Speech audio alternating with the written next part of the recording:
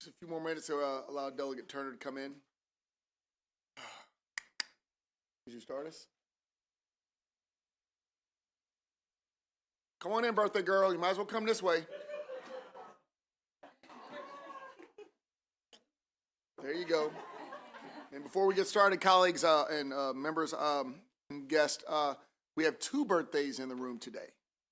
We have our great and wonderful Delegate Turner, who's turning 29 again. We have our much senior and venerated Officer Muhammad, who is also turning, I guess, 29. So happy birthday to everyone here. Damn, 27, really? My bad, brother. I had a tough life. My bad. I'm sorry. I'm just playing with you. So, and colleagues, this is going to be our first day with bill hearings as we've been easing through. We're going to do the hybrid method, so please bear with us if we do have any technical difficulties. And we can begin with House Bill 149,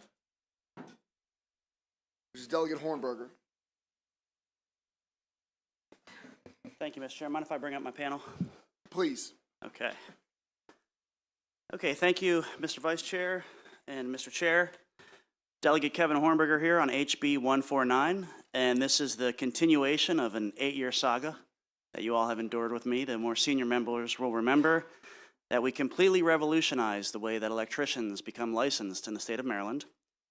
And after many years of hand-wringing and working across the aisle, we now have a solution where folks are able to easily matriculate to become a master electrician.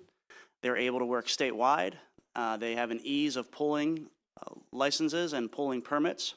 And they can also do cross-jurisdictional work now that allows them to go into other states like DC, Pennsylvania, Delaware, and Virginia. This bill is purely a cleanup bill and was at the request of the department. All it does is clarify terms. The first, if you look at the fiscal note, the first one is that it must be an approved apprenticeship program to get, count towards your years and your hours. It substitutes the word uninsured for inactive. The department's really focused on making sure that everyone that's doing this work is insured. There's a lot of subcontracting that occurs in this market space, so they want to make sure that there's insurance. The third is that it prevents people who aren't licensed from doing work. And fourth, it delineates who's authorized to purchase insurance. And then the last one is that it requires the state board to specify each license whether they meet certain requirements. Now, the reason that we've asked, the department's asked for these two items is that one, particularly on the shore, we have boards, electrician boards that are county specific. In order to serve on that board, you have to be a licensed electrician. Well, the only folks that are really interested in serving on a board are generally retired. However, they don't want to be retired and carry a license and have to have all these insurance requirements. They want to have a shelved license. So they're not pulling permits, but they have that expertise and they don't want to forgive or let go of their license. So this allows them to continue to be licensed and serve on the boards. And then if something comes up later, they have the option to opt back in and start pulling permits, but only after they've met the insurance requirements. So again, just a cleanup bill. Some folks here to testify in support. No fiscal note, not a big bill. Just asking, put a bow on this, and I promise I'll be out of your hair in subsequent years. Thank you so much. I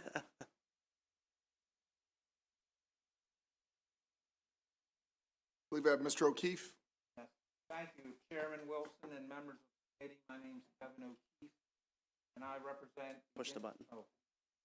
My name is Kevin O'Keefe, and I represent the Independent Electrical Contractors Chesapeake, which has about 150 contractor members and is headquartered in Laurel, Maryland, and works in Maryland, Virginia, Washington, D.C., and West Virginia. And we were working on this, trying to create the statewide license probably for about 15 years. And 2 years ago, this committee passed legislation which created the statewide journey person license. And this is the second year we're coming back for clarification. And for the most important part of this bill is, I think this is a common sense solution is if you're a master electrician, you have that credential, and you're working for another master electrician, you don't need to buy the insurance, and that's why you'll have a status as an uninsured electrician, and you will be acting as a journey person electrician. So this will have people that have experience, can still work on the jobs, but do not have to purchase the insurance, because that'll be paid for by the person they're working for. For that reason and everything Delegate Hornberger said, we request a favorable report. Thank you, Mr. Chair.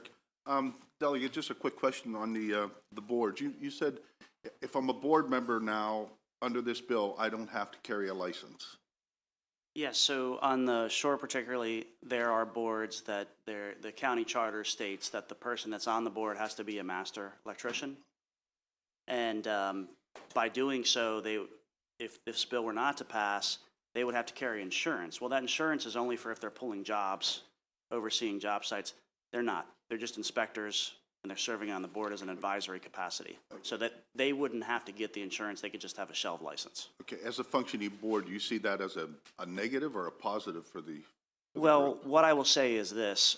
You want the best and brightest serving on these boards, but at the end of the day, they're struggling finding folks that are going to volunteer their time away from their job, away from their family to serve on these non-paid boards. So what ends up happening is overwhelmingly it's folks that are in the twilight or the retirement stage of being an electrician. Okay, and the last thing, Mr. Chair, thank you. At the end of the bill, it says to small business, this is meaningful. That means it's going to affect them in a good way because now they won't have to, that worry will go away, or how are you meaning that? Yeah, so twofold. One, if you're not working, you can move into that uninsured cohort, alleviate some financial pressures. And then secondly, if you are working and you're under another master, as my colleague here alluded to, you also don't have to carry the insurance. So it just makes it cheaper to operate. Okay, thank you, Mr. Chair. And just for clarification, you do have to have a license, you just don't have to have insurance, correct? Correct. Okay, because I think some wires got crossed there early on, but you do have to have the license. Yeah, and I love the pun. Thank you. It's really really electrifying. Yep. That one was horrible. Okay, well, I believe that that is all we have for this hearing. Thank you very much, Delegate. Thank you for the presentation. Next, we have HB 17 with Delegate Stewart. Can I bring up my panelists, Mr. Chairman? Yes, you may. Okay.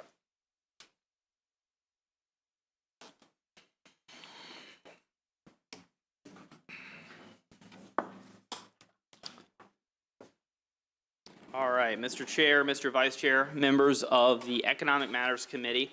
For the record, I'm Delegate Vaughn Stewart. This is House Bill 17. So it's a little bit of a good news and bad news situation. The bad news is, unfortunately for y'all, this is going to be my first of 4 appearances before you this session. So I hope you all brace for that, exhale 1 or 2 good times. The good news is that I'm back today on your first day of bill hearings with a committee favorite, one that I know that a lot of members of the committee look forward to and have thought a lot about in the interim, and so I appreciate that interest very much.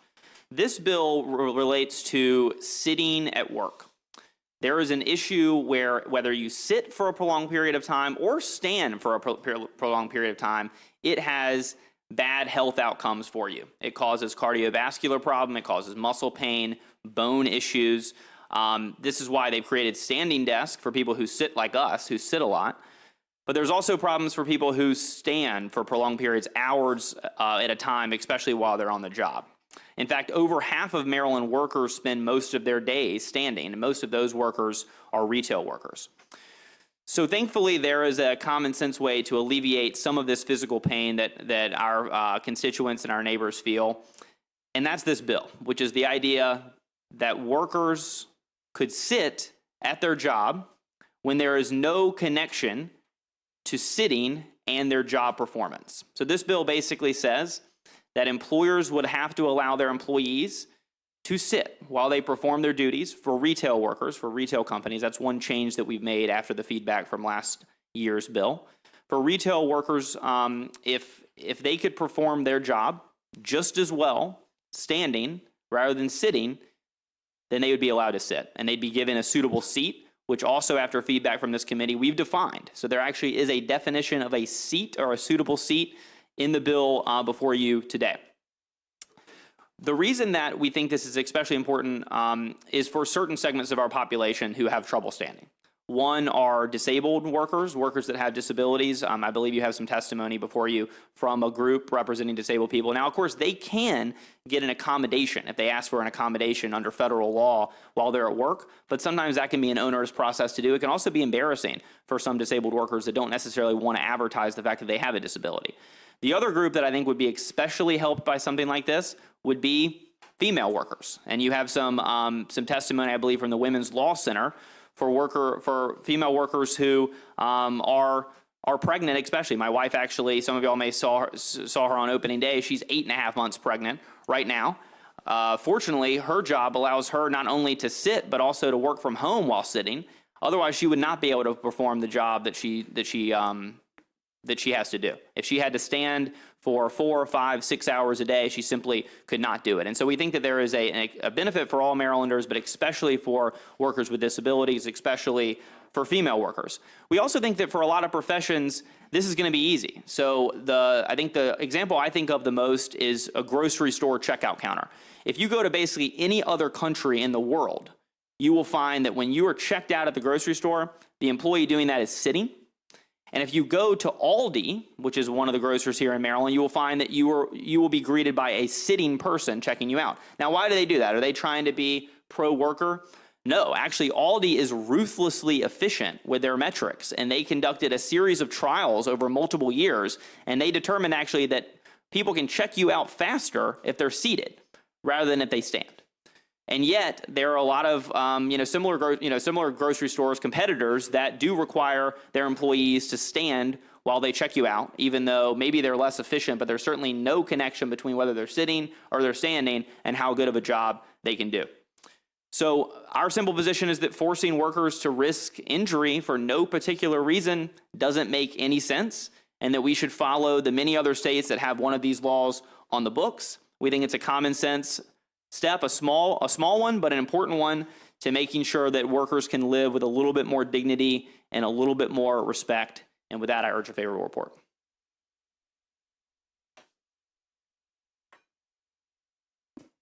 See no questions.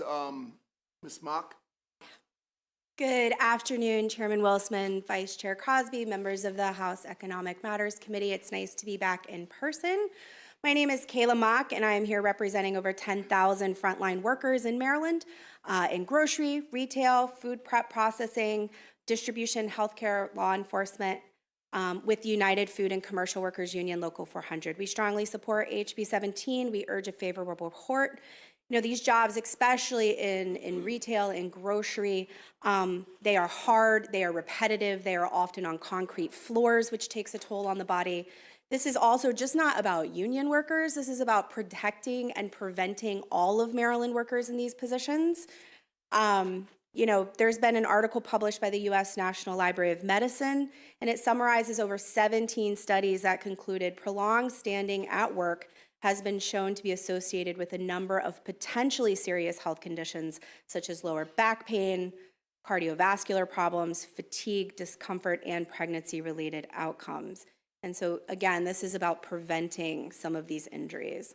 Essential workers carried us through the pandemic. They kept us fed. They kept us cared for in a very difficult time.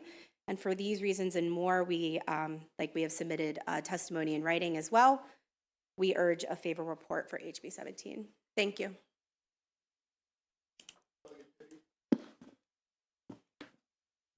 Thank you, Mr. Chairman.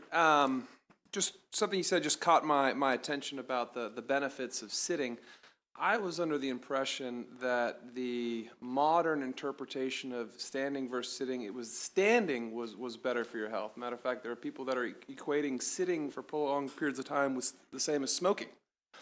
That's why you see throughout this building a lot of people have like standing desks now. So I mean, maybe if you could touch on that part, because this is new. This is a new theory that now sitting is better for your health than standing. Can I take that one? Sure. So I've referenced this a little bit at the top, and there have been a lot of studies on both sitting and standing, and I think the scientific consensus is pretty clear. Too much of anything is bad for you. So yeah, for those of us that sit all day, you may want to, when you go back to your office, you may want to stand up, walk around the complex a little bit, especially when we have these long bill hearings. It helps to get up a little bit. That's why these standing desks have become so popular. But the flip side is also really bad, that if you stay on your feet, and now of course, workers in Maryland are entitled to some breaks. They're not especially long, and there are some exceptions to that. But prolonged standing, when you're talking about multiple hours of standing at the same time, that also does a number on your joints, on your body, on your muscle too. So the real scientific consensus, and I'm happy to obviously share some of these papers. I didn't want to cite a bunch of studies here for you today, but the scientific consensus is basically you don't want to do too much of either. Thank you.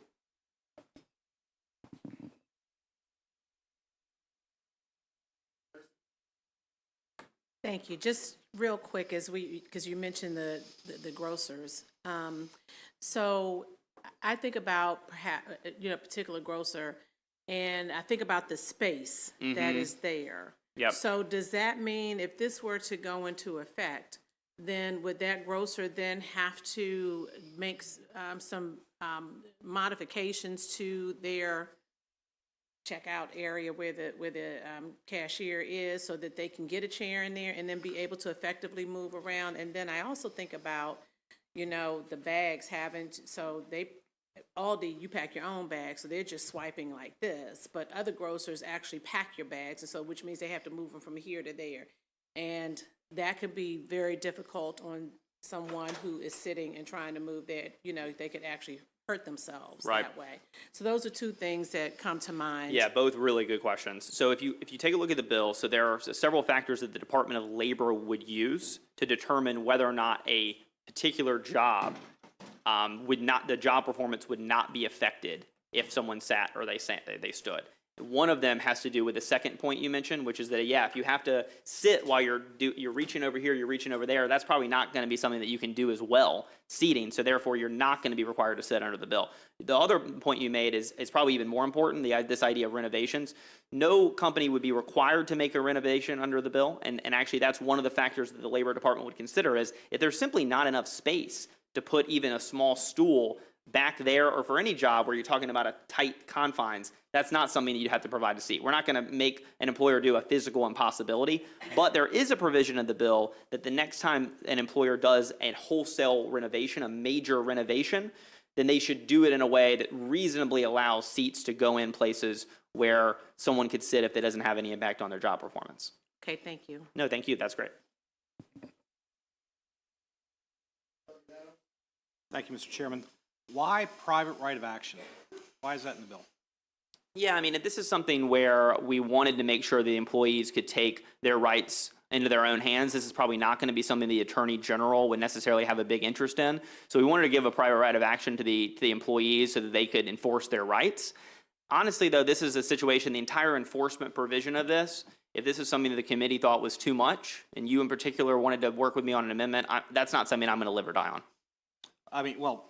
First off, the bill has violations that involve per pay period, so you can imagine this going on for a couple years. I don't know what the statute of limitations would be, but a trial attorney could find a way to find somebody who's been working in a establishment for a few years, and per pay period. In my business we pay weekly, so let's say there's 150 weeks of work, and then the trial attorney says, "Hey, I think I've got a claim for you." That's what private right of action does. It exposes the opportunity to take advantage of someone as opposed to trying to save their health through legislation. The second question, I think I've asked and answered that one. The second question is the federal law that you're referencing. Which one is that? The one that where you already have this benefit for those with disabilities. Under the Americans with Disabilities Act, disabled employees can go through a relatively rigorous process to request an accommodation for their disability. Well, rigorous or not, I think most businesses would make the accommodation based on a person's need. Would you not agree with that? Well, they would. There's already federal law. Well, yeah, if it's a disabled, I do think most businesses would comply with federal law. Yes. All right. So those that may need this most are already covered by the federal law. How about OSHA? MOSH, Maryland Occupational Safety Health. Aren't there other federal and state provisions that provide for occupational safety?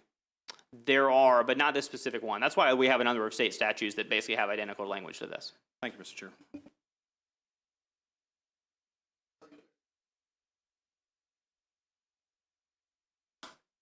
Thank you, thank you, Mr. Chairman, not Madam Chairman. Question, last year, we saw this bill, it was called the Right to Sit Act, right?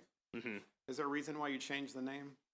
We just didn't put in a short title this time. So I think DLS may have generated the name change for us. But if you would like to put an amendment to put a short title on the bill, I know that this bill generated a lot of interest on YouTube, and I know that sometimes the short title can make it a little bit more interesting or easy to explain. So if I'd be happy to work with your office on putting an amendment. So I'm glad to see I had an impact on that. The next, next question is, it says, you mentioned, Delegate Stewart, that the Department of Labor would define what employers or which employers could reasonably and should reasonably Yeah, which require jobs. Yeah. sitting down. Yeah.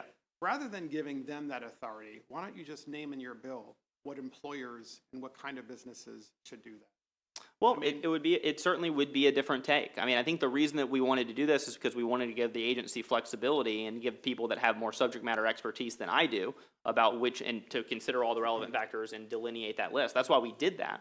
But if we could divine a list here, then hey, let's do it. I mean, I ask because reasonably speaking, the folks on our side of the aisle are concerned with transferring that level of authority to the administrative state. And I feel like that is our responsibility as elected officials to determine specifically what the bill is supposed to do. And that's of concern.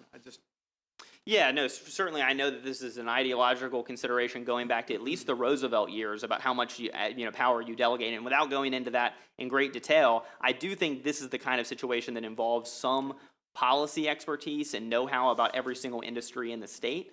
I think Department of Labor is better suited to do that than certainly I am. But if the committee wanted to labor and wanted to pass something in this bill and wanted to come up with, maybe a specific delineated list of jobs that you could perform reasonably well, reasonably equivalently, while seating, I would not be opposed to that. And the bill does not apply to unions? It does apply to union workers. Yeah, it does. I think that the panelist was making the point that it's not just about unions. We're not just talking about labor unions. We're talking about workers that are under a contract and are not under a contract. And what kind of last question, promise? What kind of establishments do you reasonably believe? Can you name 5 that should allow? Yeah. Well, this is an interesting thought experiment. So I would say that a service station. A gas service station? Mm-hmm. I would say. How about if it's a full service station? A bank teller? What do you mean? How about if it's a full service gas station? A full service. If someone's checking you out when you're buying items, to me that's kind of equivalent to a grocery store. Right. But that doesn't apply to a full service station where you're pumping the gas for people, right? Where they get full service? Correct. I would not expect someone to pump gas while they were seated, personally. What's the second one? I would say second would be like a pharmacy, right? So someone when they check you out at a pharmacy. Number 3, I would say. How about the people that stock the shelves in the pharmacy? Again, I would not expect someone to be, I mean, this is common sense, right? I mean, I don't think that people are going to be stocking shelves while they're seated, right?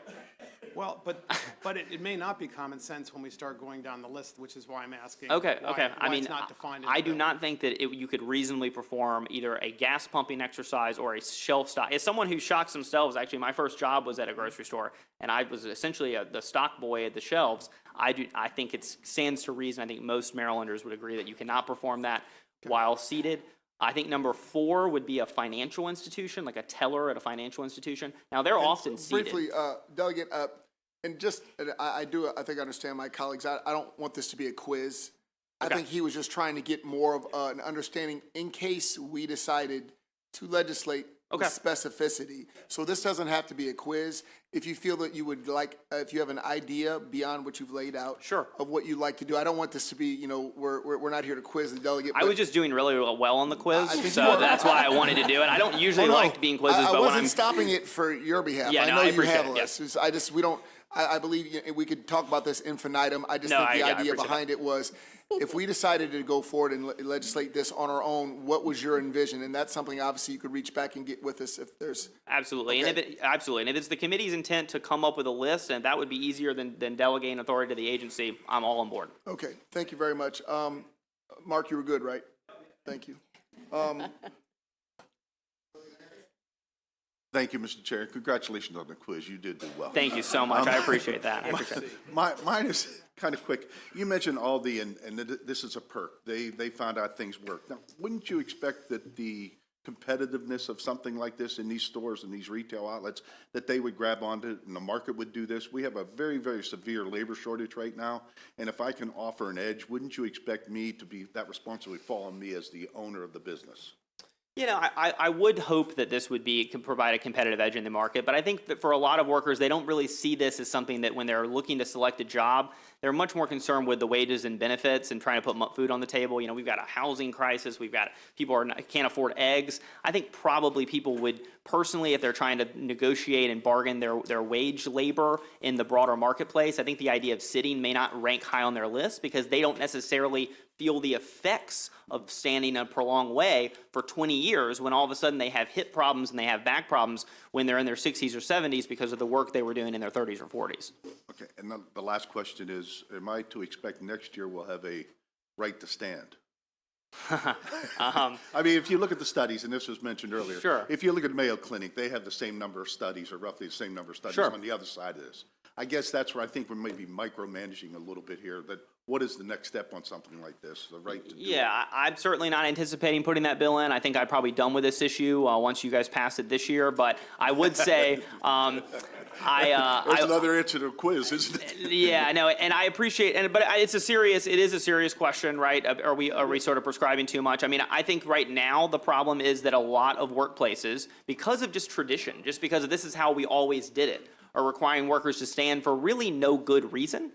And I think that's why we're addressing this problem. Now, if somehow we flip the switch, maybe you guys would see me back in the 2034 session when Delegate Turner turns 36. But until then, this is what we got. I just think that I think the market could handle this when I look at competitive. Thank you very much. Thank you, Mr. Chair.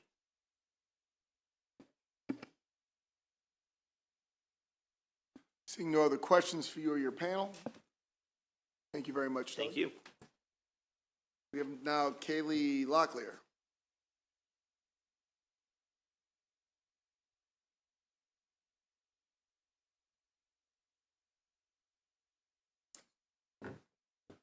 Good afternoon, Mr. Chair and honorable members of the committee. For the record, Kaylee Locklear here on behalf of the Maryland Retailers Association, respectfully in opposition to this bill. Our businesses and our members truly work hard to accommodate their employees' needs. And when possible, I think through a conversation, most employers would go ahead and allow this request. And I think we're going to discuss this quite a bit this year. But there are now more job openings in the state of Maryland than there are employees to work in those jobs. And that means that employees now have more bargaining power than they've ever had before. And retail comes in many forms. So there are some forms of retail and positions within retail where perhaps there is more seating and you would be seated for a significant period of time. But there are also positions in retail where you are required to stand and stock shelves and price check and move around and help bag and self-checkout and automation and help customers with that. Delegate Adams, to your point earlier, I just wanted to touch on this. Individuals who do require some sort of seating due to a physical or a medical need are covered under the Americans with Disabilities Act. So I just wanted to make that clear for the committee. But truly, many retail positions do require employees to be on their feet. They require them to be in motion in order to complete their tasks. This is made clear throughout the application process, throughout the interview process. Training and employees are aware that they are being hired in fast-paced environments where standing is a requirement of the job. Even some of these assignments that take place in one area of the store, like operating a cash register, again, often requires them to move around quite a bit. And I'd also point out that a stool or a seat could be an additional hazard to the front of the house, which is where the majority of our liability and workers' compensation issues occur as well. We believe the portion of this bill dictating how you have to lay out a floor for future configurations is overreach And I know you already discussed the Attorney General being involved. We believe that's inappropriate as well. So with those comments, we do respectfully oppose this bill. Just for point of clarity, you said that you do not agree with the Attorney General being involved either? Over a seat and No, a place I of understand you oppose employment. the bill. We were talking about just the enforcement aspect. I believe they're talking about a private right of action. We and would as not agree with that either. I understand you don't like the bill, but they were talking about a private right of action. The only two options for enforcement would either be a private right of action or the AG's involvement.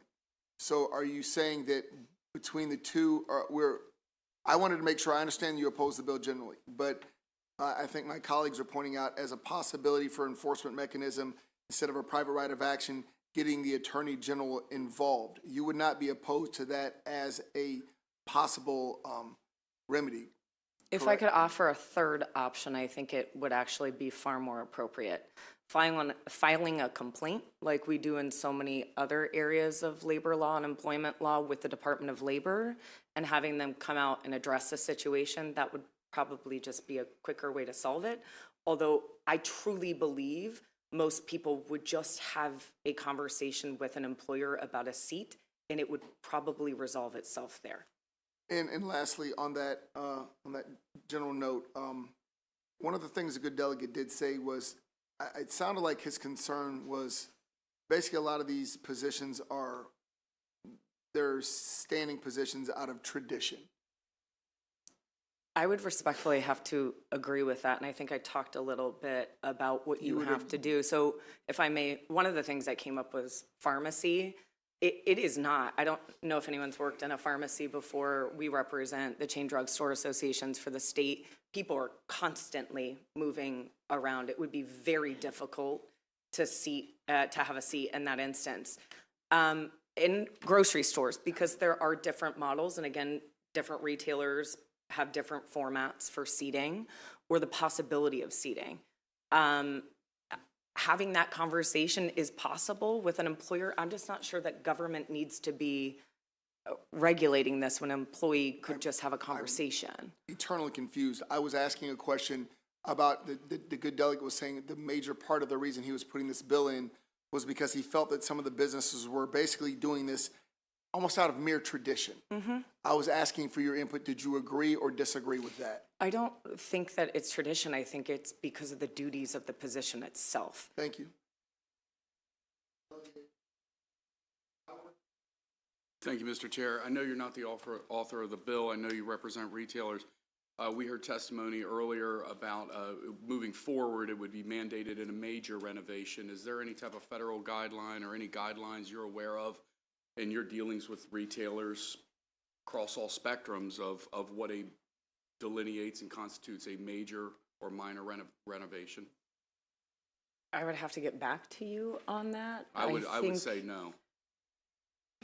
Well, No. okay.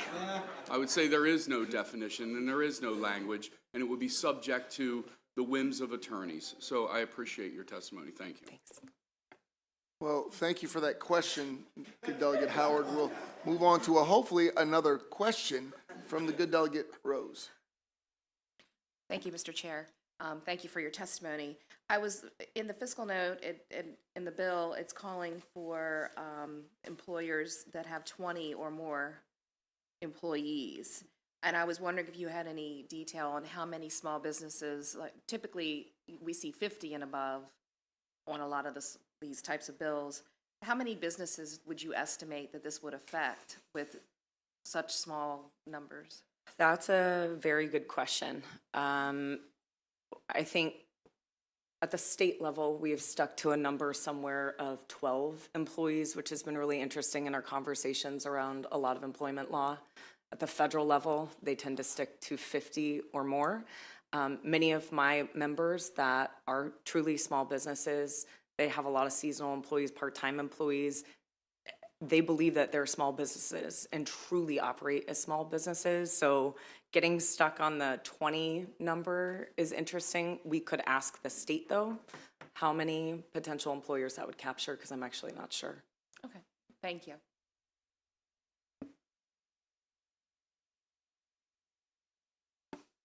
All right, I believe that concludes this bill hearing. Thank you very much. Thanks. Do not see Delegate Rosenberg, so we will move along. Wait, is he, Sandy? Oh, there you go. Didn't recognize you without your glasses, buddy.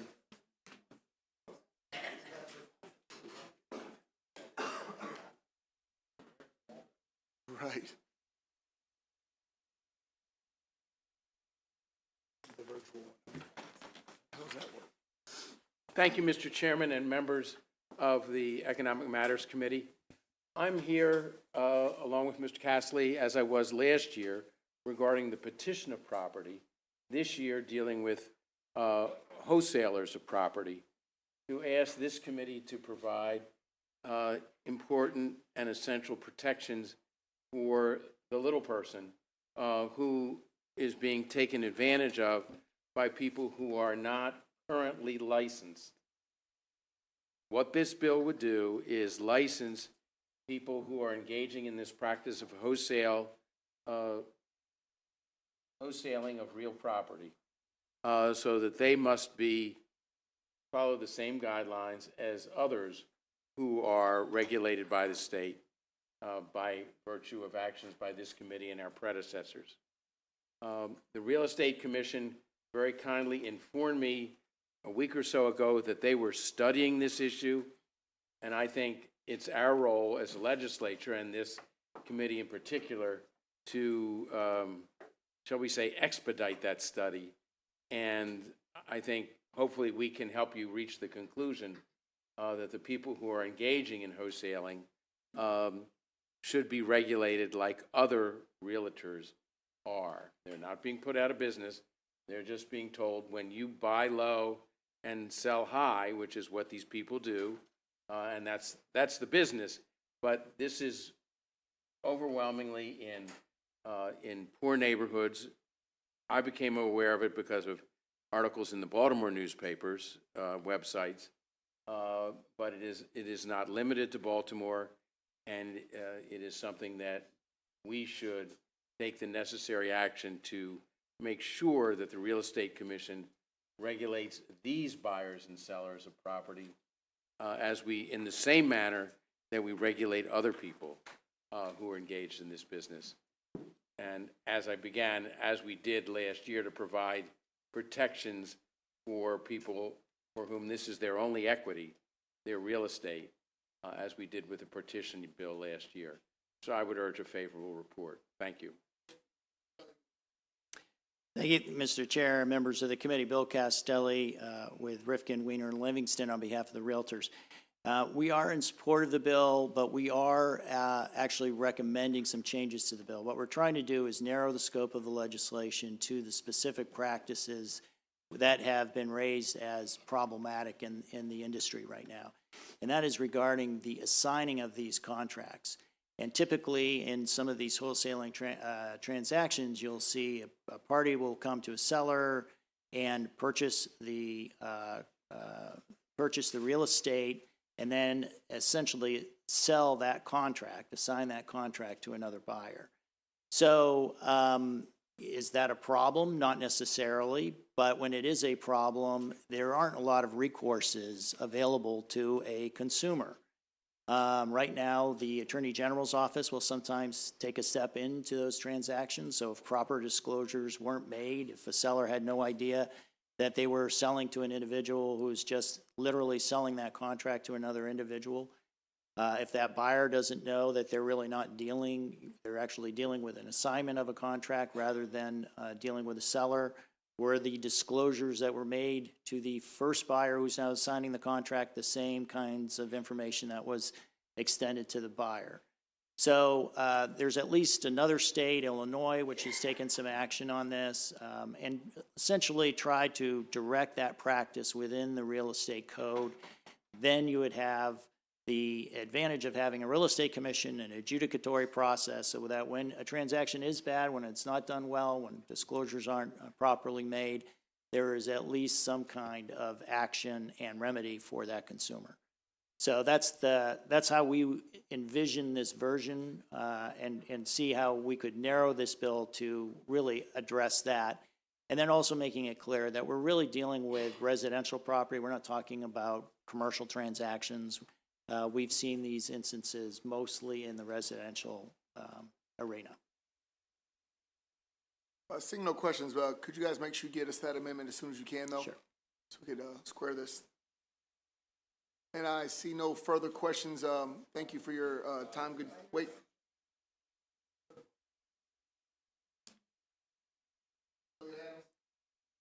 Okay, two quick questions. First off, auctioneers, are they part of this bill? No. Okay, so we've gotten a lot of calls about that. And I guess the follow-up question is there any anticipation, should this bill pass, that we might come back in a future legislative session and try to bring auctioneers into this bill? Or does this truly have nothing to do with their business model? So this bill has got nothing to do with the auctioneers. This is literally about, so the language is that the current bill before you has, it really was kind of borrowed from the Illinois real estate brokerage statute. Our real estate brokerage statute is a little bit different. It does cover some of this stuff already. So we would narrow that language to the specific practice of assigning assignable contracts. Okay. Which would not touch, auctioneers. All right, thank you. And the second question is, I know someone that got in the mail, someone owns a number of pieces of property, single-family rentals, so to speak.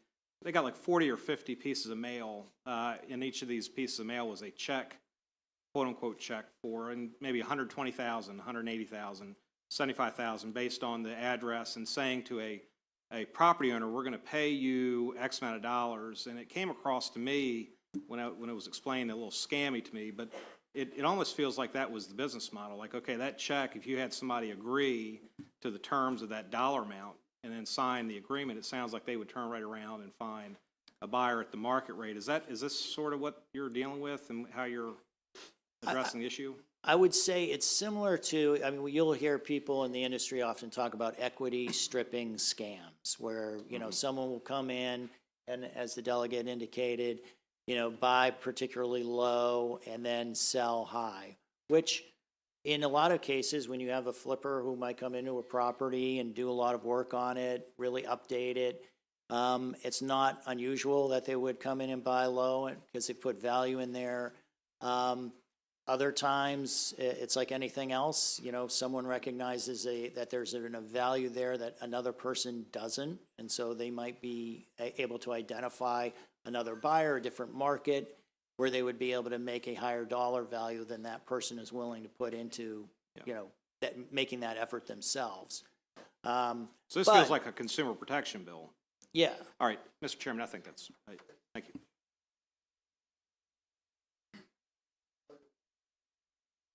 Thank you, Mr. Chairman. My questions go kind of along the lines of Delegate Adams. So if somebody has a full-time job and flips houses on the side, your definition says 2 or more. So if they would flip 2 houses on the side, so to speak, they would be subject to this regulation? I think the way the bill is drafted currently, it does say that. Now, and again, that was kind of borrowed from that Illinois statute. If you go and you actually look at the real estate brokerage statute in Maryland, it talks about engaging regularly in a business.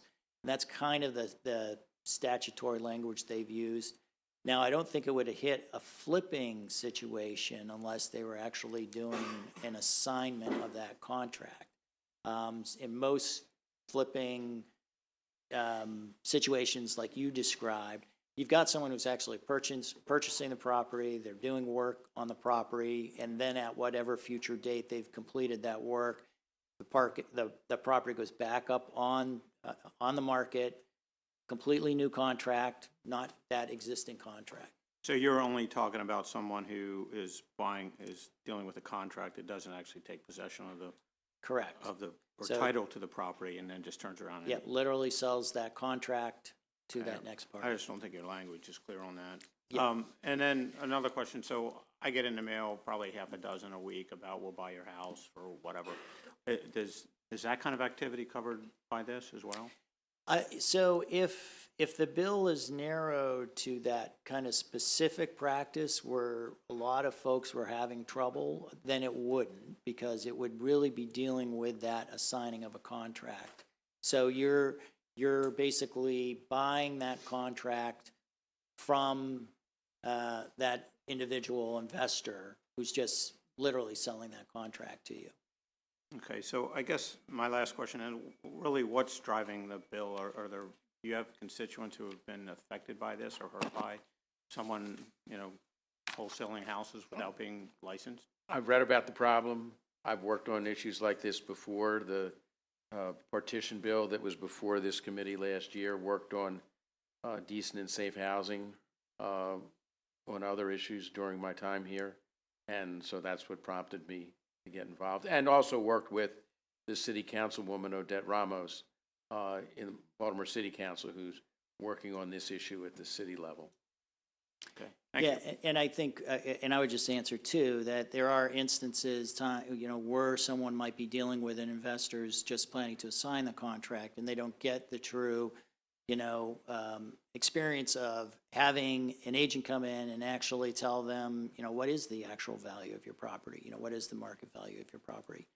So I do think there's, you know, that kind of disconnect that occurs as well. All right, thank you.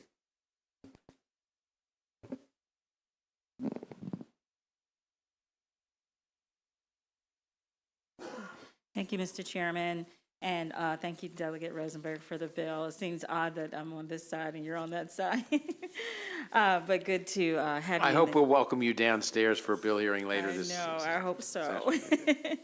But certainly, thank you for the bill. I just wanted to get a little bit of clarity and just make just a quick statement. I've noticed that the wholesaling, and I got an email actually from a gentleman who used to be a former constituent, but now is a resident of Baltimore County, is in the wholesaling business. And so communities have been, those who have been abandoned in the properties that were derelict and needed to be updated and bringing the community back to, you know, a community of strength. I'm seeing that they have improved the property and made some positive changes. So I just want to make sure that we don't forget that part of what has occurred and what is occurring.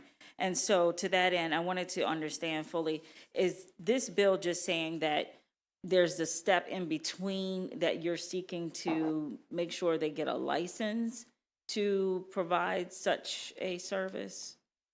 Is that correct? They would get a license and be regulated to the extent that other people in the business of real estate are regulated by the state of Maryland. Okay. So have you seen any of the abandoned communities and properties benefit from this model? You mean from this, in other states that have passed this legislation? No, in the state of Maryland. And the reason I'm speaking is because, or bringing it up, because I have seen some improve greatly on the Eastern Shore where the model has allowed, you know, someone to come in and purchase it and then quickly renovate it. And then that's one more property that's not sitting in a blighted community and the next one and the next one. So I've seen that benefit. So I know it's a very fast process, but I was just saying, have you seen it as a positive? I have not. I would only speak that our goal here is that the original homeowner should get benefit from the improvement to the property. And that's why we did the partition bill last year. And I think this is similar, so that the original owner, if properly advised or assisted by the government or by a realtor, can improve the property while maintaining ownership of the property and then get the benefit of the increased value of the property, which is not the case under what would be regulated by the commission under this bill. Okay, thank you. Thank you, Mr. Chair.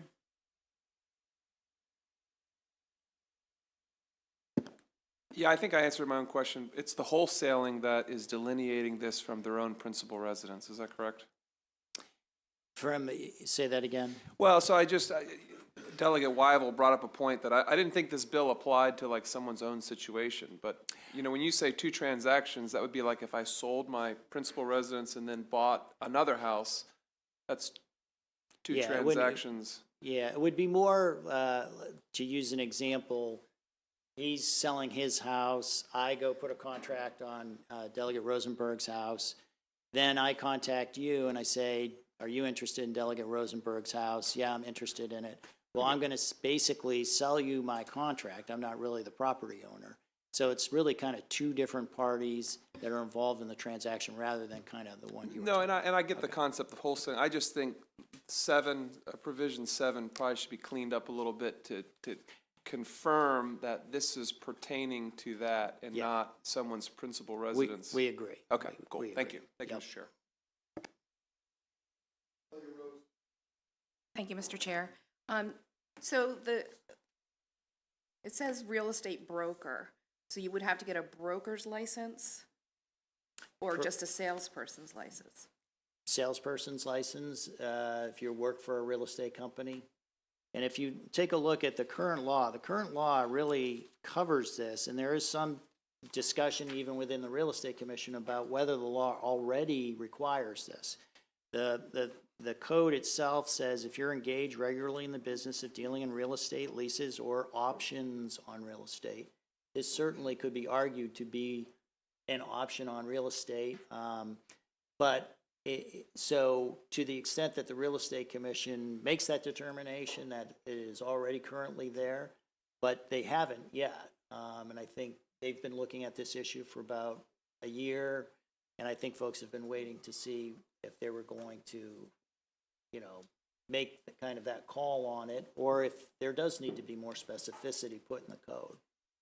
Because there's a big difference, isn't there, in the education requirements and the cost of that license between a broker or just a regular salesperson, correct? Yeah, but if, for example, I would say if you were entering the business for yourself, yes, you would have to be a broker, but you would still have a process you'd have to go through before you could get your broker's license, including engaging in that business practice. So you'd start off as a real estate licensee, working under another broker before you could open up your own brokerage. Okay, and just one quick follow-up. The scenario of someone buys a property with the intent of fixing it up and reselling it. I've heard that sometimes there's a situation where, due to certain circumstances, they no longer have the wherewithal, the money to complete the project. How would this bill affect someone in that scenario? Or would it? It may or may not. I mean, it depends on if they used an assignable, if they're going to take that contract and assign it to another party, which they might, then you would go to the next, decision. Are they engaged regularly in that business practice, which they probably aren't. They're probably just coming in on a one-off situation and for someone who's been in trouble. So, I mean, you would have to look at the analysis that way. So I would say, it could be depending on if it's someone who that is their business model. We're going to, constantly take these contracts and then basically, sell these contracts to another party. Okay, thank you. Seeing no more questions, gentlemen, please get, I think the biggest shortcoming we had today was your intent wasn't clear due to the fact we do not have the amendments. I think the amendments will clarify some things for quite a few of our members, so please get those amendments to us in short order. The next Understood. witness- Thank you very much. Thank you. The next witness we have is Marcel Humphrey. Good afternoon, Chair. Thank you, sir. You go ahead. I want to give you my viewpoint. I oppose the bill for several reasons. I've been involved in real estate investing since 2002, and I would go to meetings to learn about real estate, and I would be maybe one of two African Americans in those meetings between 2002 and 2004. I started wholesaling real estate in Baltimore City that has been documented to have anywhere between 16,000 and 40,000 vacant properties. Most of the properties in Baltimore that are vacant are owned by absentee owners. The U.S. Census says there's 47.9% home ownership in Baltimore. I wondered to myself 2 Wednesdays ago when I heard about this bill, why wasn't talk about this in 1981 when I was born, 91, and I grew up in the 41st District where there's a lot of blighted properties. So I oppose this bill because real estate wholesalers, they service the community in many ways. We problem solve, like Delegate said, we get rid of the blighted properties. For instance, you can have a property in Baltimore City that's been vacant for 20 years. The property owner may have passed away, let the property go to taxes, then we find a family member, help them open up an estate, get the city paid the back taxes, and then we purchase the property. And there's so many different scenarios. I do believe in legislation that homeowners should be protected, but that bill reads, is so many confusing statements in that bill. Like, you have to have a license if you want to buy more than 1 or 2 properties a year.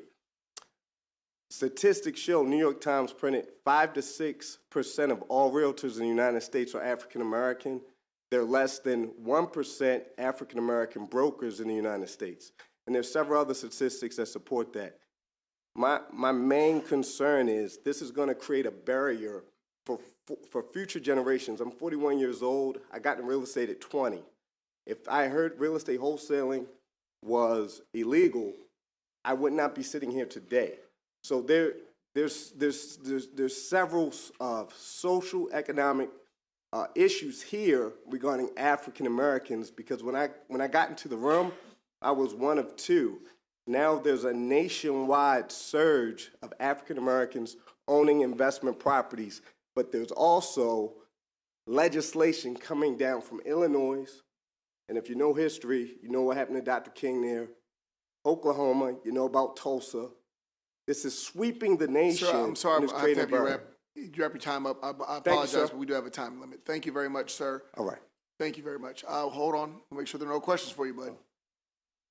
Seeing no questions again, thank you very much, buddy. I appreciate it.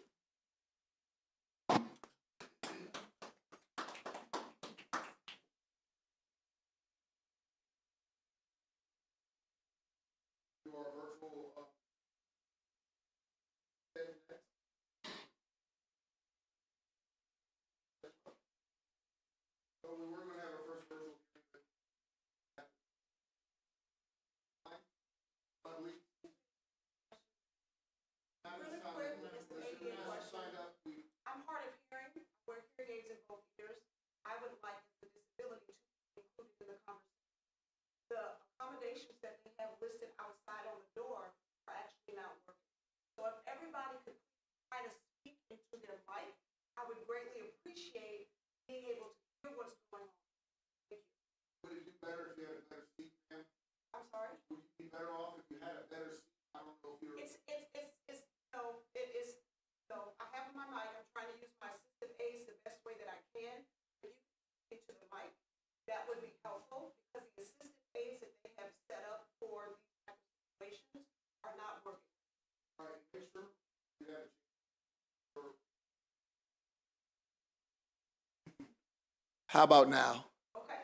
All right, so basically, I wanted to make sure that they weren't broke, so basically, I apologize. I wasn't speaking to the mic. Thank you. You're fine. No, I appreciate that. Thank you for your input, ma'am. I was going to say that because Ms. Queen Armstead is not available, this would conclude that hearing today. Thank you guys very much. We'll move on to our next hearing, which is Delegate Queen.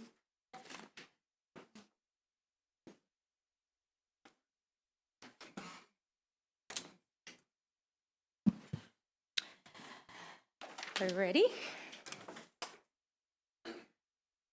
Good afternoon, colleagues, Chair Wilson, Vice Chair Crosby, and the members of the Economic Matters Committee. I'm bringing forward to you HB 229, Employment for Minors, Opportunity for Work bill. You've heard this before, but I want to just talk a little bit about it again this year. So the problem we're trying to address with this bill is the high rate of youth unemployment throughout the nation, but most particularly in our state, where the unemployment rates are going down for adults, but for youth, they still tend to be about 2 times as high, with about 8.2% unemployment for youth. And these are persons aged 16 to 24 years old. So what this bill is trying to do is to address that issue. And so why do we have this issue? A lot of the reasons because many of our youth don't know about the choices and opportunities that are available to you. I remember when I was coming up, we thought about what are you going to do when you get out of high school? Maybe you went into the military. If you lived in this area, you got a civil service job working for the government, or you did something that your parents did. So there wasn't a lot of knowledge about what was available for us. There's also much stiff competition for entry-level jobs. Many of them require some level of experience that many of our youth don't have. And so what this bill tries to do is to connect youth with jobs. You've heard the governor talk about the idea that, you know, every child or every student that comes out of high school does not go to college. There needs to be other opportunities for them. And so what this bill tries to do is facilitate that. It allows for the Commissioner of Labor and Industry for any youth that have applied for youth permits, work permits, to be able to share that there are opportunities with apprenticeships, with educational institutions, with workforce development programs. And so if they are underage, if they're 16 years old or a minor, they, with permission from their parents, can make sure that their names are provided to these programs. So that's all the bill does. Hopefully that will help to connect youth with job opportunities and address some of our unemployment rates for youth in Maryland. Thank you for your time, and I look for a favorable vote.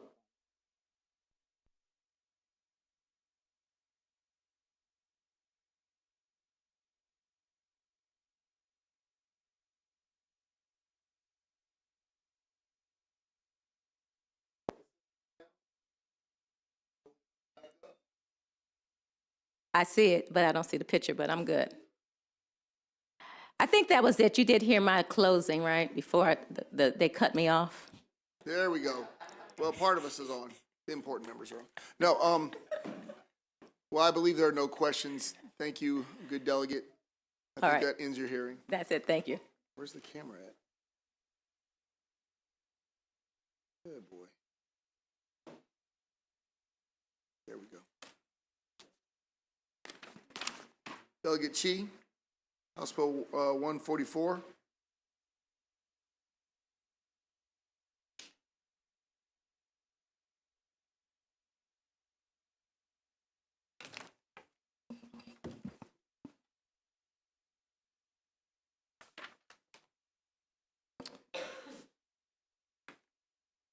Good afternoon, Chairman Wilson and the members and colleagues of the ECM Committee.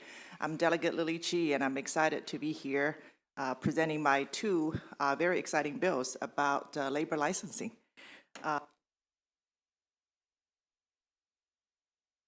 Looks like I'm cut off too. I'm not sure what's going on. There we go. There we go. Okay, thank you. So the first bill I'm presenting is HB 144 about real estate brokerage inactive licenses. This is a Department of Labor bill to close a loophole regarding reinactivation of an inactive real estate brokerage license. The bill simply requires that an expired inactive licensee must reinstate their license within 3 years of last being active, which is the same requirement for expired active licensees to renew their license.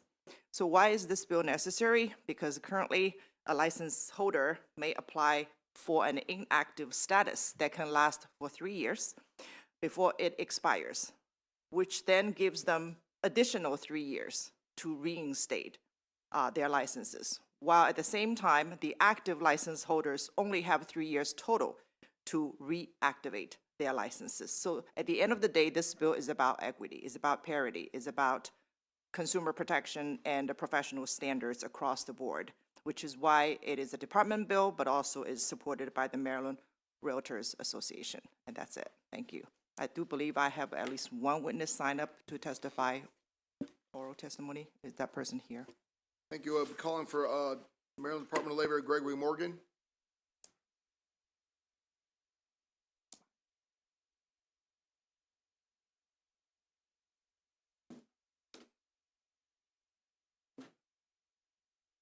For the record, Chairman Wilson, Vice Chair Crosby, esteemed members of this committee, my name is Greg Morgan. I serve at the Maryland Department of Labor as Commissioner of the Division of Occupational and Professional Licensing, and we oversee the licensing and regulatory compliance of the Maryland Real Estate Commission. Delegate Chi did a great job in explaining, so I'm really here to just answer any questions that you may have regarding this bill. We do support the bill, however.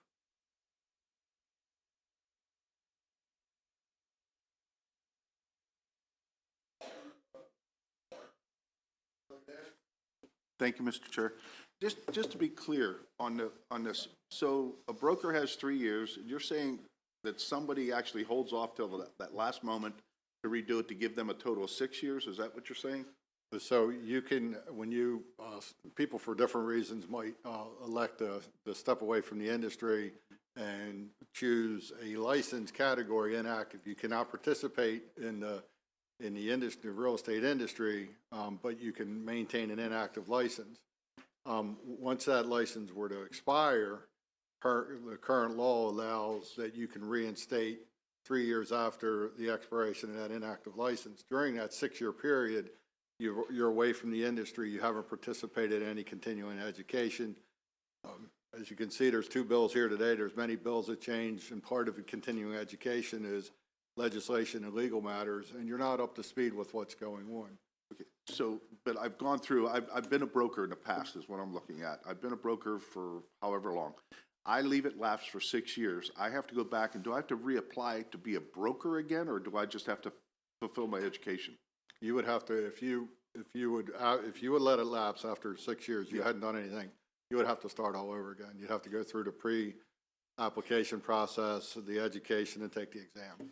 And so what this is doing is allowing that to happen in 3 years as opposed to 6 years. I guess I appreciate the intent of the bill, but there's a lot of education that goes into being a broker. And I'm not so sure that things change that dramatically in the next 3 years. If I've been a broker up to this and I extend it, I'm just not sure. That's a pretty severe penalty for somebody who has very broad industry knowledge even after 3 years, after the 3-year period. So if you engage to reinstate your license within the 3-year window, whether it's expired or you have to, and the license renewal is a 2-year period.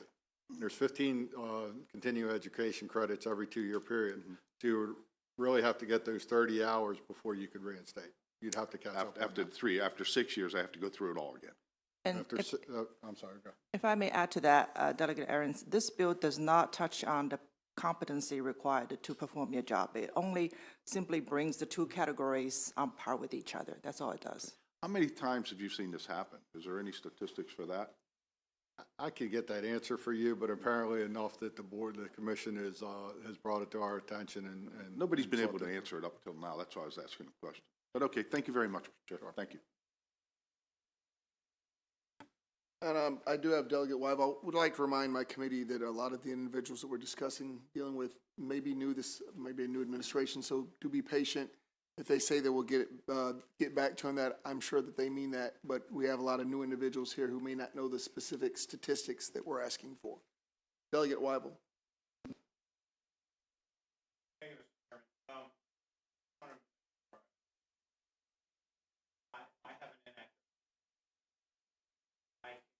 That every 2 years and remain inactive. This only impacts the folks that don't renew that inactive license. You can only maintain an inactive license for up to 3 years.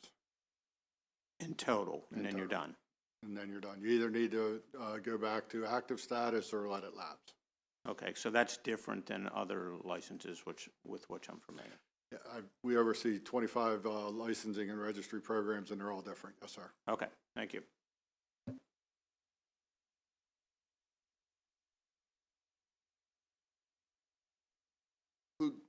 That concludes this hearing. Seeing no further questions, thank you, Delegate Chi. You can go ahead with House Bill 132. Thank you, Chairman Wilson. Thank you, Morgan. May I bring my panel of witnesses? Okay.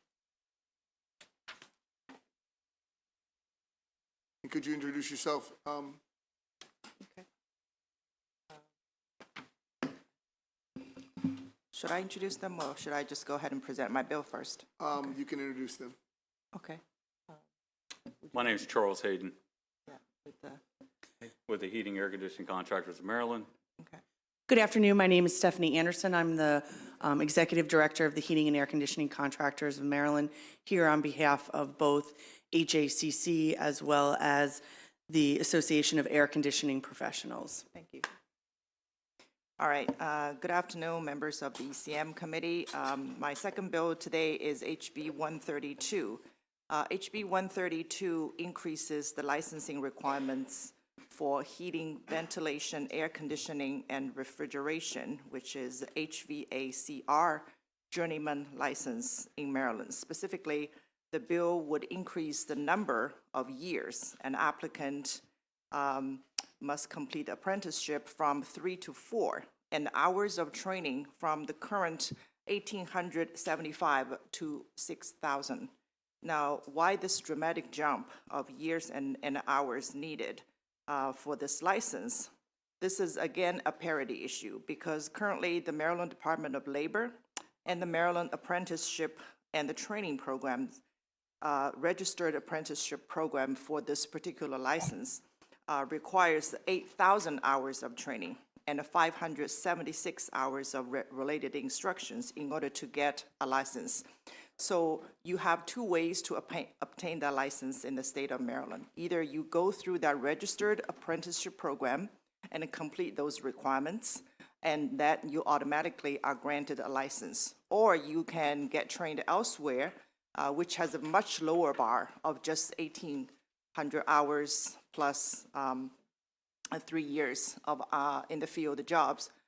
Unfortunately, most of those people who then try to apply for license don't pass. In fact, the failure rate is very high. Only 44% of them pass, which is why the Department of Labor is proposing this legislation to say we need to raise the bar that to be more aligned with the current industry standards for registered apprenticeship program.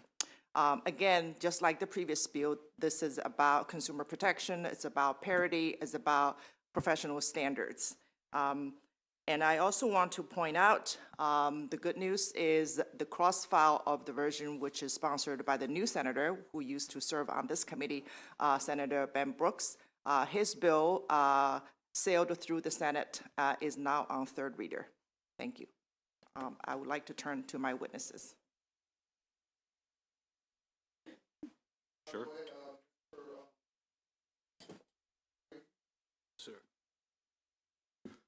Thank you, Chairman. For the record, my name is Charles Hayden, and I'm the owner of Hayden Mechanical Services. I wear many hats, so I'm also part of HACC. I'm a small business HVAC contractor located in Finksburg, Maryland. I have just 5 employees currently. I also serve as the education chair for the Heating Air Conditioning Contractors of Maryland. And I have been an instructor for the 4th-year apprentice program for over 7 years. As an instructor and a small business owner, I'm keenly aware of our workforce challenges and the need for more well-trained workers in the HVAC industry. That is why I strongly support this bill, and I would encourage a better trained, I support this bill, which would encourage a better trained, more prepared workforce in the Maryland HVAC trade. Under current state law, HVAC apprentices only need to work in the field or on-the-job training hours of 1,875 hours. That's not even 1 year of actual working experience, and that's 0 years of actual education in a classroom. We need our workers to be more prepared to work with high efficiency and advanced equipment, understand building codes and system design, and safely handle refrigerants, especially with the new flammable A2Ls approaching all of our residential applications, and other potential hazards. And that all requires a significant amount of training hours. That's why the HVAC apprentice program already requires 8,000 on-the-job training hours and 4 years in the classroom. This bill simply brings the requirements closer in line. When workers are not adequately trained, we see the issues with improper installation and servicing of HVAC equipment, resulting in reduced efficiency and reliability, increased cost, and in the worst case scenarios, life-threatening crisis like carbon monoxide leaks. In short, we owed it to our consumers to ensure our journeyman technicians have adequate training. That's why I strongly support this bill. Thank you. Thank you. Seeing no questions, we'll go, I don't think Roger Mano is here. I don't see him in the audience. I apologize. Delegate Queen. For me today, huh? Sorry. Thank you, Mr. Chair. No, I just have a question, I guess maybe overall to the sponsor as well as the others. Could there be an unintended consequence with this bill? And I think of it from, when I think about, again, coming out of high school and going to college, some people choose a 2-year college because they can't afford to wait the 4 years, or they don't have the money to go the 4 years, and you need to get to a job quickly, right? Yes, and ma'am. then you can learn more on the job.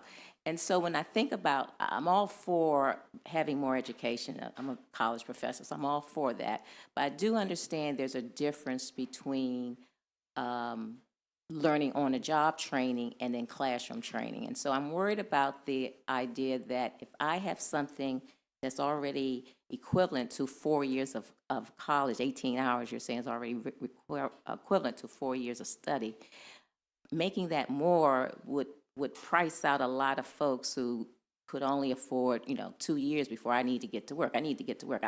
I left college early because I had to go get to work. I had a baby my senior year in college. I had to go to work first and then come back and finish my 4-year degree. So I'm worried about that, because could this be an unintended consequence for this prolonged or this additional training? So I can jump in. So for candidates that are following the apprenticeship model to get to this, they have employers that are paying for their schooling, and they are paying them a wage that is increasing over time. So as their knowledge is progressing, as their experience in the field, and for those that are having the opportunity in a classroom, they are earning more money. For people that are taking a non-traditional path, that are doing licensing on their own, it's the same thing. The longer you're in the industry, you're going to be getting a higher wage rate. And really what we're concerned about is, we see that there's a lack of people successfully being able to have careers in these trades. Right now, 60% of the people that are taking the exam are failing, and we're worried that those people are not continuing this path, not continuing in the trade. That can be a really good wage for them. So I think, and I guess I'll allude to in my testimony, but it's basically only a 42% pass rate with that test. So we're hoping that by making the requirements for them to have a little bit more of on-the-job training, and that is going to lead to a higher pass rate and more qualified people in the industry, and people being able to stay on that career path. Colleagues, before we're going to allow this young lady to testify, we have 2 more witnesses before we ask you more questions. 2 what? I don't think that would go to waste, but okay. If you want to wait, I'll just, okay. No, I do appreciate what you said, but one of the things, when you talked about these statistics, that the fail rate, what was it like 10 years ago? Were there still tests? Did we still have failure rates this high?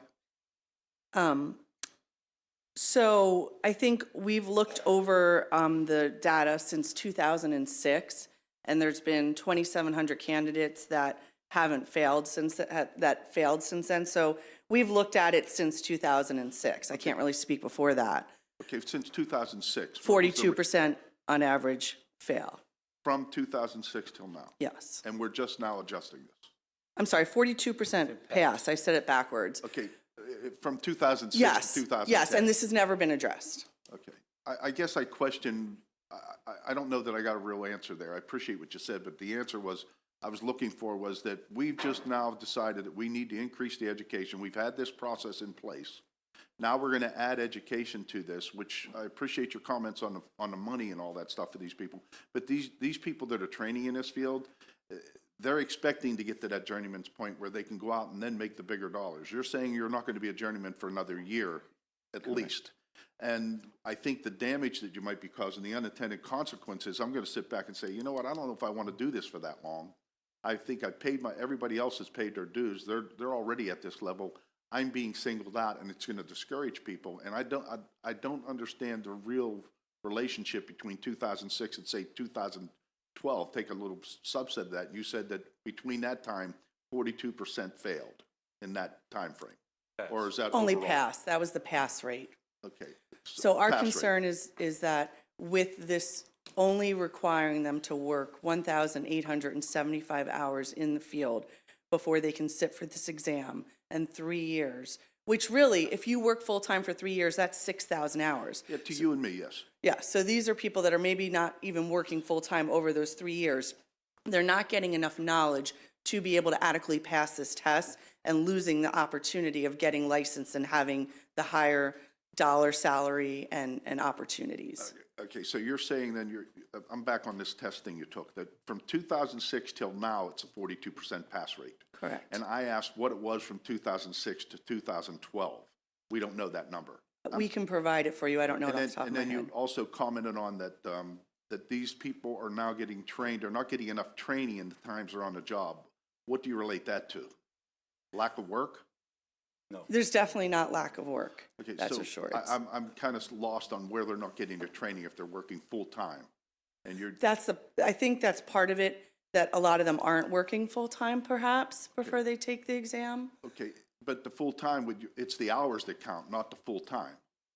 Correct, it's hours. It's kind of confusing, but I think, did I lose you too? Because I lost me. Delegate Aarons. I think you almost argued their point in that they're saying that the passage rate is so horrible, maybe they need to be more time on the job than they currently have. But the hours are what counts. And she's saying that they're not getting the hours. Right, this would give them extra hours. Yeah, but they only need X number of hours to be a journeyman today. And this is saying that they're not working full-time, so they're not getting the hours. And that's kind of what's confusing. And that's why I was asking the question about the test data from prior to like 2012 to 2006. I'm just wondering what's changed, that maybe they were passing at a higher rate back then and are not passing. No, it sounds like that test data has not changed from the subset that she gave you was a very broad subset. Yes, it was. And you're presuming that somehow it must have went up and then dipped back down. I'm going with the statistic that's been a pretty much average across the board because they're undertrained. Again, that's just from what I heard. Okay, I heard it differently, but I agree with you. That's what you heard, but I'm not sure. I don't see that data. Gotcha. We've not experienced this before. We have a lot of journeymen out there that are doing a great job and made a lot of money. Great workers and great people out there doing these jobs currently. And now we're saying to those people too, we would have to add more training to what you didn't get, apparently. If I may? Please. Sir, it's really comes down to that training knowledge. With the technology has changed and evolved so greatly since 2002. It's amazing what we have now. I have 3 laptops on my truck. I also currently have a master license in the state of Maryland, state of Virginia as well. But I carry 3 laptops in my truck. This is a world difference from just back in the old school where things were electromechanical. Everything's from electromechanical all the way out to computerized now. I can pull buildings up on my phone and start troubleshooting them from here. So we honestly believe, and as an employer, I honestly believe I would not hire a journeyman with less than 6,000 hours on the job training. It's just too much responsibility on my part.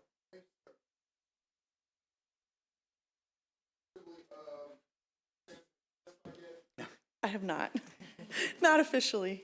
But all right, thank you again. I'm happy to be here today in person. It's really a different experience when we can be here in front of you versus on a computer, so I'm delighted to be here. As I mentioned earlier, I'm the Executive Director for the Heating and Air Conditioning Contractors, here today representing them, as well as the Association of Air Conditioning Professionals. We represent over 200 member companies in the state of Maryland that are working in the HVAC trade. We believe that this bill will result in better trained and a more prepared workforce, based on the proven model from registered apprentice programs. The Maryland Apprentice and Training Program requires that a registered apprentice be in school for 4 years with a combination of 8,000 on-the-job training hour. We have found that this program and these requirements are effective and result in well-trained industry professionals that are ready to be successful in their career. We have success with 1,093 students between our two organizations that have successfully completed the program since 1996.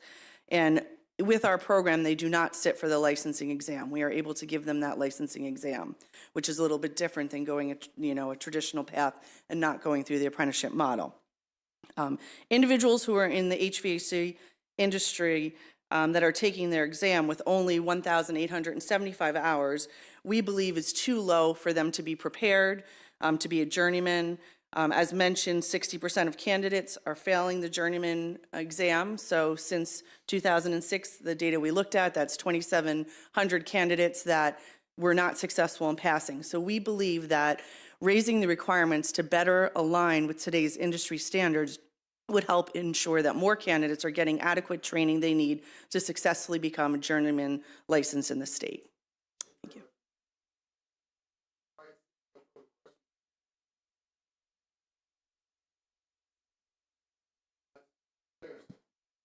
Thank you. I was just wondering if you can give an example of how someone may, what path they're going through to only have the 1,800 hours versus, going through, some local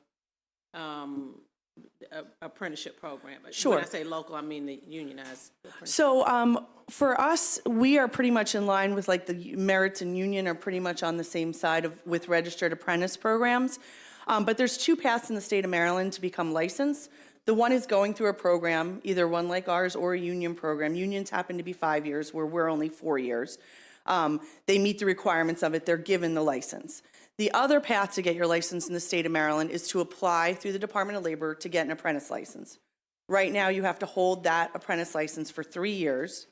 You have to have a master license holder sign off on your application that they've witnessed you for 1,875 hours, and then you apply to take the exam. So essentially, I would work for Mr. Hayden. I would work for Mr. Hayden. Yes. Correct. And I've been working for him for 1,800 hours, and he would just sign off to say that I've been working for him for 1,800 hours, and then I could apply. Correct. So it's not like going through like a Lincoln Tech or something like that. No, Okay, there's thank no you. education requirement. Okay, thank you. At this point, I believe that is all the questions for this panel. Is Mr. Mano here? Seeing none, we now have our first virtual witness, Gerald Jackson. Yes, I'm here. Go ahead, sir. Thank you, Chairman Wilson, Vice Chair Crosby, and committee members. My name is Gerald Jackson. I am Assistant Business Manager for Plumbers and Steam for the Local 46 here in Baltimore. I'm a 43-year member. I'm also the Secretary Treasurer for the Maryland State and DC AFL-CIO, and I would like to testify in support of this bill. Plumbers and Steam for the UA Local 486, along with our business partners, the MTA of Maryland, agrees that training is the foundation of an educated, productive workforce. Although union apprenticeship requirements far exceeds what this bill proposes, our requirements are 5 years, 1,000 hours of classroom training, and 5 years, 9,000 hours of on-the-job training. I feel that this bill is a great start towards increasing the requirements to become a licensed journeyman in the HVACR industry. Plumbers and Steam for the Local 486 and the MCA of Maryland invest $5 million per year in the training of what we believe is the most well-educated craftsmen and technicians in the tri-state area.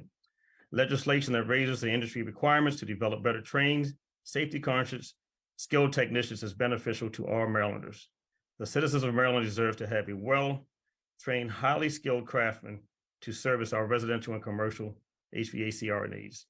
House Bill 132 can ensure that all HVACR contractors are equipped with a well-trained, skilled workforce. For these reasons, I'm asking for a favorable opinion for House Bill 132. Thank you for your time. Thank you, sir. I see no questions. I believe this concludes the hearing. Thank you, Delegate Chi. Thank you, members of the panel, and thank you, colleagues. I think at this time, colleagues, this is our last hearing for today. Please be aware we do have an event tonight. I believe at 6:30. Is that correct? Anybody know? believe it's at 6:30 tonight. Your presence would be more than welcome. Again, as many folks as we can get to show up would be great. Other than that, thank you guys very much. Have a wonderful day. It's at Aqua. It's at Aqua, 6:30 tonight.